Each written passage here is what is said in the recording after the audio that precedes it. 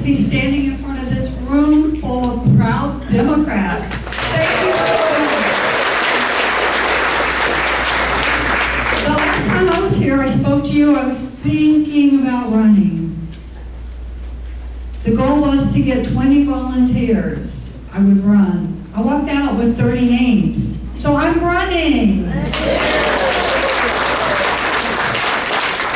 I have a great group of volunteers. I'm so thankful for them. I can't even begin to tell you.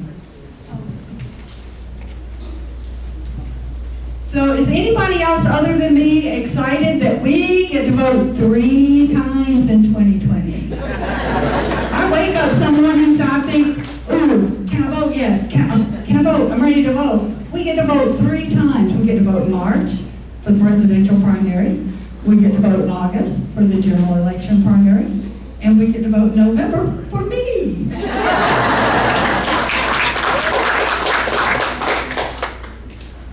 Today I'm going to share just a little bit of my background, not very much. I am retired Air Force. I have 32 years of Air Force.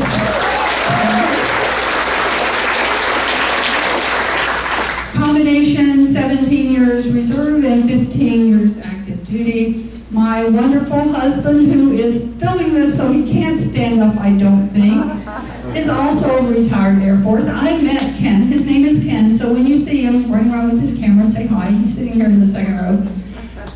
I met him at my first duty station right out of basic training. I was a little one-striper and he had several. When we went to the base chaplain back then, and I don't know how it is now, back then, if you were going to be married on base, you had to have an interview with the chaplain. The chaplain did the interview and told us, I'll marry you, but your marriage is never going to work because you can't make a decision. And even today, after being married over 42 years, the question is still at dinner time. What's for dinner? What do you want for dinner? Oh, I don't know. What do you want? We beat the odds. We're still together.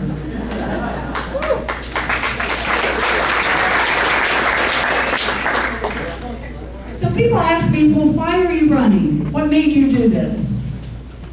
And honestly, I've never been politically active, but this year, I watched the state legislators as they did their business, and I just could not take it anymore.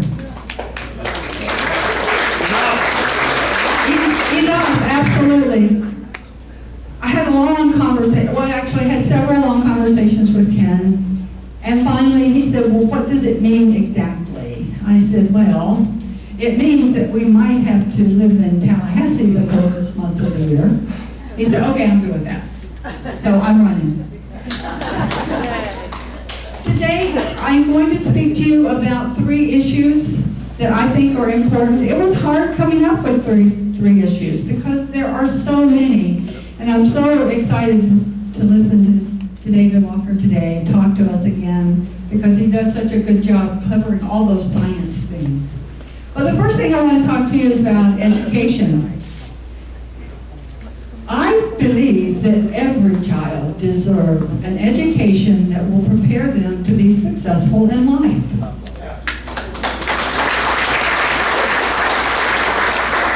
My mom and dad had a second-grade education.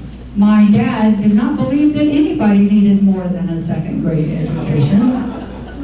Every day of my life, I am thankful that the state of South Carolina required my father to send me to school every day, because otherwise I would not be here today.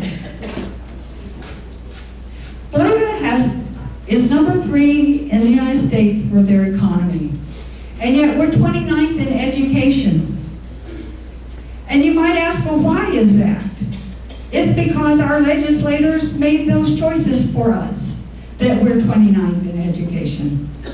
We allocate only 2.7% of our taxable resources to our schools. We rank 46 out of 50 in teacher pay. Is there any wonder that we started out with over 3,500 teacher vacancies this year? We spend an average of $2,800 less per student than other states. And yet, with all of this, We continue to take our tax dollars out of public education and give it to private and for-profit charter schools. This has got to stop.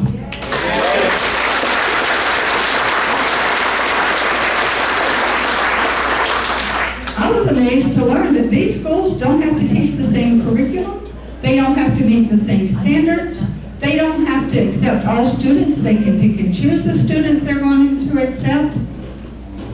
The Florida Department of Education has no control over these schools.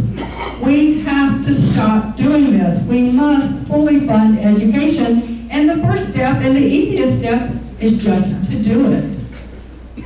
The second thing I want to talk to you about is health care. Now, I know what it means not to have health care. When I was growing up, I never saw a doctor. I never saw a dentist. So I understand what it means not to have your basic needs met. Florida ranks 42nd in healthcare costs. 42nd. We have nearly 3 million Floridians without healthcare coverage. The uninsured rate in Florida is 50% higher than the national average. And by 2030, we're not expecting to be able to cover and fully fund Medicaid, Medicare, and Social Security. Now this could affect every one of us in this room. If we would just expand Medicaid, we could cover over 400,000 more Floridians. And yet our current representative, Brett Haig, will not support this initiative.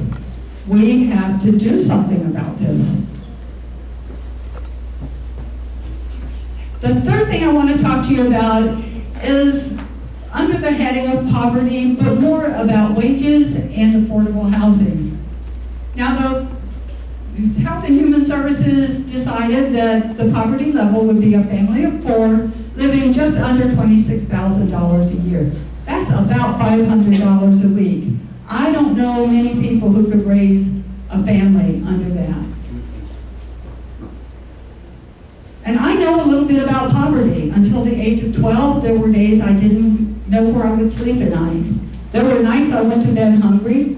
We had no running water, no electricity. So I know a little bit about poverty, and I am so incensed by what I see going on. In Marion County, I'm going to tell you a little bit about let me check my time. Oh, I'm good. In Marion County, I'll talk about the 3 counties that cover the village. In Marion County, 17% of the residents live below the poverty line. In Lake County, it's 12%. And in Sumter County, it's 9%. Now we know that that includes the villages. So when you leave the villages, I just know that the outside people, those who live outside of our little bubble, are probably have a higher poverty rate. Many work 2 or 3 jobs. Many work 2 weeks every month just to pay for housing. Now, we voted way back in 1991, before I was ever in Florida, to fund a trust, and it's called the Sadowski Trust. And for every house that's sold, there's a fee that goes into this trust. It's only supposed to be used to build affordable housing. But do you know what happens? They can't balance the budget, they raid the fund. They're not using it to build affordable housing. We have to stop this. We have to use this fund for what it was intended for. So today I talked to you a little bit about education, a little bit about health care, a little bit about affordable housing. But I can tell you, if we have any chance, if we have a prayer's chance of taking this seat, it's going to take a village. As a matter of fact, it might take all of our villages and everybody on the outside. Now, I visited the club in August, and I told you I was looking for volunteers. And I told you to go ahead and put your wallets away. I wasn't going to ask you for money. I got the volunteers, and I am so thankful. Thank you, all of you.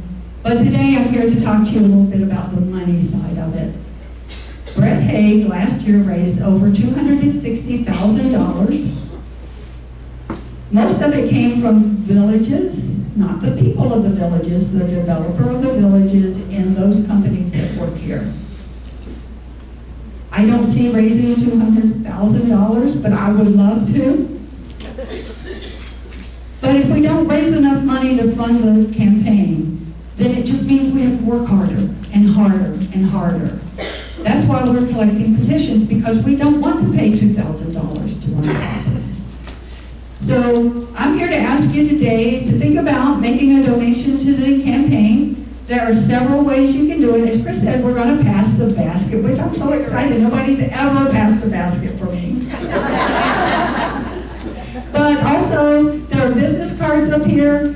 It has the website. My website is votedeemelvin.com. I kept it as simple as I could, votedeemelvin.com. If you go there, there's a donate button, and it'll take you down to the bottom to the ActBlue link. It is so simple. And many of you have already made recurring donations, and I can't tell you how much that will mean to the campaign, because that gives us an idea of how much money we'll really have.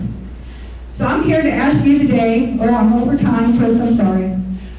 I'm here to ask you today to join me in this journey, join me in this fight.